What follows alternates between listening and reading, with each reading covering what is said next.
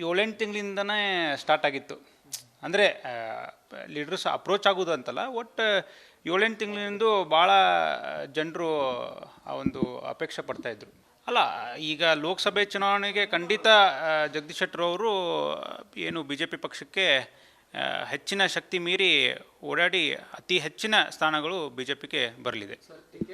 ಸಾಹೇಬರು ಯಾವತ್ತೂ ಯಾವುದೇ ಕಂಡೀಷನ್ ಇಟ್ಕೊಂಡು ಹಂಗೆ ಪಾರ್ಟಿ ಸೇರಿಲ್ಲ. ಯಾವುದೇ ನಮ್ಗೆ ಆ ಟಿಕೆಟ್ ಬೇಕು, ನನಗೆ ಆ ಸ್ಥಾನ ಬೇಕು, ಮಾನ ಬೇಕು, ಏನೂ ಆ ಥರ ಕೇಳಿಕೊಂಡು ನಾವು ಅವರು ಪಕ್ಷಕ್ಕೆ ಸೇರಿಲ್ಲ. No conditions.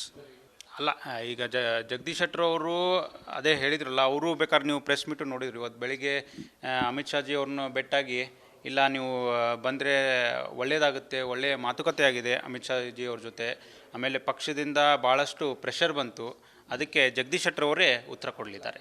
ಇಲ್ಲ, ಏನಾಯಿತು, ಇದು 7-8 ತಿಂಗಳಿಂದನೇ ಸ್ಟಾರ್ಟ್ ಆಗಿತ್ತು.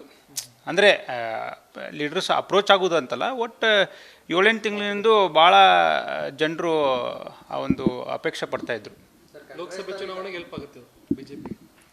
ಅಲ್ಲ, ಈಗ ಲೋಕಸಭೆ ಚುನಾವಣೆಗೆ ಖಂಡಿತ ಜಗದೀಶ್ ಶೆಟ್ಟರ್ ಅವರು ಏನು ಬಿ ಜೆ ಪಿ ಪಕ್ಷಕ್ಕೆ ಹೆಚ್ಚಿನ ಶಕ್ತಿ ಮೀರಿ ಓಡಾಡಿ ಅತಿ ಹೆಚ್ಚಿನ ಸ್ಥಾನಗಳು ಬಿ ಜೆ ಪಿಗೆ ಬರಲಿದೆ.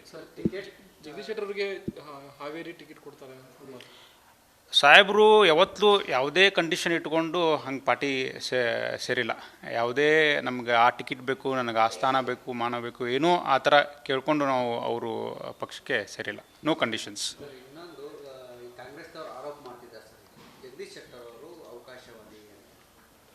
ಅಲ್ಲ, ಈಗ ಜಗದೀಶ್ ಶೆಟ್ಟರ್ ಅವರು ಅದೇ ಹೇಳಿದ್ರಲ್ಲ, ಅವರು ಬೇಕಾದ್ರೆ ನೀವು ಪ್ರೆಸ್ ಮೀಟು ನೋಡಿದ್ರಿ. ಇವತ್ತು ಬೆಳಿಗ್ಗೆ ಅಮಿತ್ ಶಾಜಿ ಅವ್ರನ್ನ ಭೇಟಿಯಾಗಿ, ಇಲ್ಲ ನೀವು ಬಂದರೆ ಒಳ್ಳೆಯದಾಗುತ್ತೆ, ಒಳ್ಳೆಯ ಮಾತುಕತೆ ಆಗಿದೆ ಅಮಿತ್ ಶಾಜಿ ಅವ್ರ ಜೊತೆ.